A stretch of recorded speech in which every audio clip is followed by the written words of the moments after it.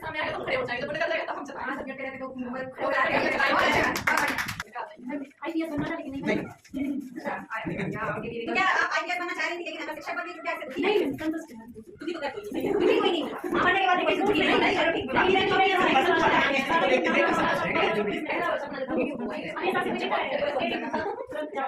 अच्छा आप मैडम आपने बच्ची नहीं मेरी बेस्ट फ्रेंड एक्सपीरियंस है और मैं टीचर बनगी। उस टाइम क्या काम मैं सोची बात की इससे अच्छा मैं टीवी देख लूं। आज मैं उसका स्टैंडर्ड अपना देखती हूं तो मुझे ऐसा लगता है वो समय लौटता है उससे भी ज्यादा पढ़ती सबके ऊपर बहुत लाजवाब है। बताएगी कि वो क्या नहीं कर पाता।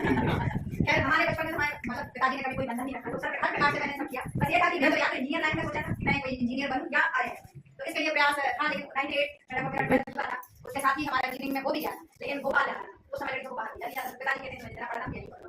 तो ये ख्वाहिश है कि हम आईएएस और सभी को लाए आपके हमारी बड़ी इच्छा रहती थी कि हम जुड़ू कराटे सीखे। हमने तो इच्छाएं करी थी अपनी लाइफ में कि हम जुड़ू कराटे सीखेंगे, सब हमको वहाँ प्लेटफॉर्म मिलता गाँव में। दूसरी चीज़ हमें कथक का भी बड़ा शौक था कि हमें वो वाली चीज़ बाकी डांस का शौक था इस मतलब फील्ड में, तो वो टीवी देखते तो वैसा करते रहते थे और कथक नहीं सीख पाए। अगर वापस पढ़ने जाने का मौका मिलेगा तो ये दो चीज़ें हम करना चाहेंगे। मेरा अमिता है, मैं पीपल संस्था से हूँ।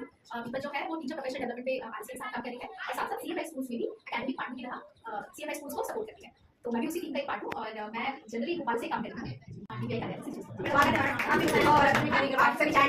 चल रही है आप बताएंगे आप बचपन में आप क्या नहीं कर पाएंगे आप जाएंगे तो क्या अच्छा लगता है? तो कल्चरल डांस होता है भरतनाट्यम या फिर कथक और जितने भी क्योंकि स्कूल में हमेशा मुझे स्पीच वाली टीम में डाल देते हैं और मेरा हमेशा मन होता था कि वो सिंगिंग डांसिंग वाले जो ग्रुप्स होते हैं उसमें मेरा बात तो वहाँ ज़्यादा बच्चे होते थे मुझे यहाँ पे दिया जाता था। तो अगर मैं वापस गई तो डांस वाले ग्रुप में जाऊँगी और वो सीखूंगी। 5 मिनट की गतिविधि चली है, इसमें आप सब लोग क्लास में मेंटली फिजिकली दोनों रूप से प्रेजेंट होंगे। क्लास में सबसे पहले आपको ऐसी एक गतिविधि करनी है, प्रश्नों का कवर मेंटली क्लासरूम में लेके आएंगे। चलिए जैसे कि पता ही चल गया है कि आज का हमारा प्रैक्टिस करना है हमारे अध्ययन अध्यापन में प्रश्नों का महत्व क्या है। तो मैं चाहूंगी कि आप लोग बताएं, आप लोग जोर से आंसर आएं प्रश्न का हमारी कक्षाओं में हमारे शिक्षक ने क्या महत्व है। पहले आप पूछ लीजिए मतलब मैं आपने कहा कि चलो आप अरे वाह आपको ऊपर चिपक वाली 200 नोट दे दीपा जैन मम्मी का निकाल बताइए ना दीपा जैन बताइए कक्षा में प्रश्न का क्या महत्व है? बच्चों का दैनिक काफी और आकर्षित हो जाता है और जब उसका आंसर पता चलता है तो जिन बच्चों को नहीं पता होता सबको भी पता चल जाता है। मतलब जिज्ञासा पूर्ण बच्चों को क्लास में सक्रिय बनाने के लिए सक्रिय बनाने के लिए और बच्चा क्या हमारी बात ठीक से सुन रहा है कि नहीं सुन रहा है, ठीक है। तो मैंने अभी आपको इसलिए रोका था कि आप तो सक्रिय थी बाकी सक्रिय हैं कि नहीं ये पता करने के लिए मैंने पर्ची अभी पर्ची मैं उठा रही हूँ। चलिए समझ विकसित होती है जब बच्चे प्रश्न पूछते हैं और प्रश्नों का जवाब शेयर करना चाहिए। क्यूरियोसिटी भी जगती है बच्चों में, वरना बच्चे उदासीन से बैठे रहते हैं हो जाती है ये मतलब भाग लेने लगते हो पढ़ाई में तो हो जाती है हालत हो जाती है सोचने की क्षमता बढ़ती है गहरी समझ बनती है।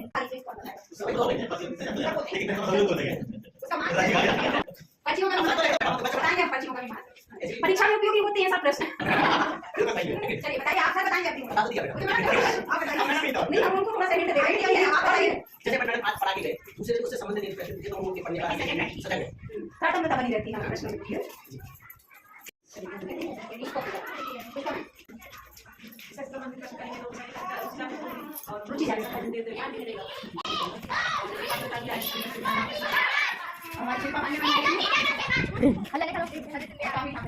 पढ़ाया बच्चों को इतना आया है कि प्रश्न नहीं पता चल पाया तो मैं कभी सुना है कि मैं अपनी दीदी सिखाना अपनी कमी सबसे बड़ी चीज हमारी कमी बच्चा हमने तो दे दिया लेकिन बच्चा कितना सीख पाया ये या नहीं सीख पाया। इसलिए हमारे यहाँ मूल्यांकन मासिक मूल्यांकन परीक्षाएं आयोजित की जाती है ताकि बच्चों का स्तर तो बच्चों की परीक्षा हमारी होती है उसमें कि हम कितना दे पाए मतलब परीक्षा शिक्षकों की होती है क्या हम पढ़े से कैसा सीख पाए नहीं सीख पाए तो हमें भी अपने सुधार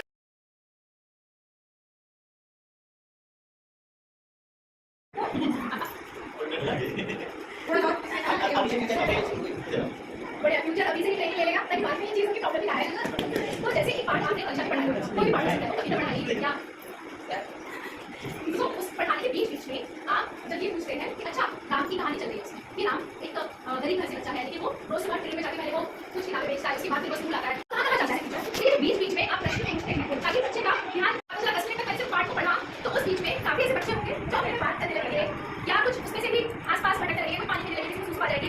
लेकिन अगर आप सिर्फ 1 मिनट में आपने पढ़ा और फिर उसमें से प्रश्न पूछ लिया अरे ये तो आप किस तरह रहेगा तो वो जो बीच में प्रश्न पूछ रहे हैं वो चेक फॉर अंडरस्टैंडिंग कर रहे हैं कि उसको समझ आया कि नहीं और साथ साथ उसका एंगेजमेंट भी पता रहता है। तो उन्हीं प्रश्नों का चेक फॉर अंडरस्टैंडिंग के प्रश्न क्योंकि वो प्रश्न नहीं होते जो पीछे नहीं होते हर एक चैप्टर के पार्ट के बाद कुछ प्रश्न होते 5 से 6 यानी ये अभ्यास प्रश्न लेकिन ये प्रश्न उनसे अलग हो सकते हैं जो आप पे निर्भर करेगा पूरी तरह से आपका डिपेंड करता है कि आपसे क्या पूछना है ये भी ध्यान दे रहा है कि नहीं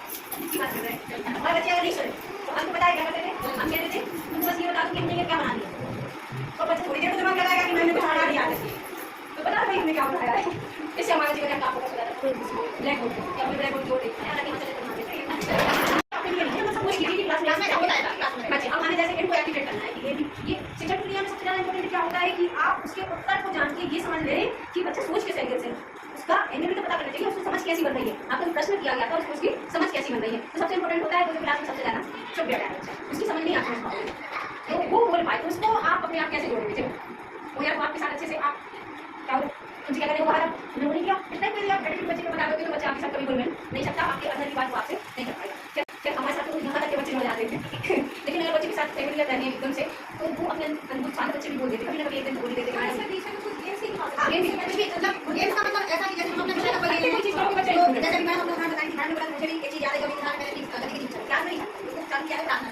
प्रार्थना कराने के बाद बच्चों को पहले सुविचार बोलना चालू कराया तो बच्चा एक बार नहीं होता तो 3 बार रिपीट करते हैं। हमने पहले का एक बार बोल के वो लोग कर डाला, 3 बार बोलो ताकि सामने वाले सुन और उसके साथ सामान्य ज्ञान और आज क्या है और अब सुविचार चालू करें मतलब 3 और उसका यूज दोनों करते हैं। इस प्रकार से कुछ गतिविधियां प्रार्थना करवा देंगे, लेकिन ये तो गतिविधि करा रहे हैं, लेकिन क्या होता है जैसे बच्चे ने प्रश्न किया और आज उसने आके बोला कि हमारे भारत की सबसे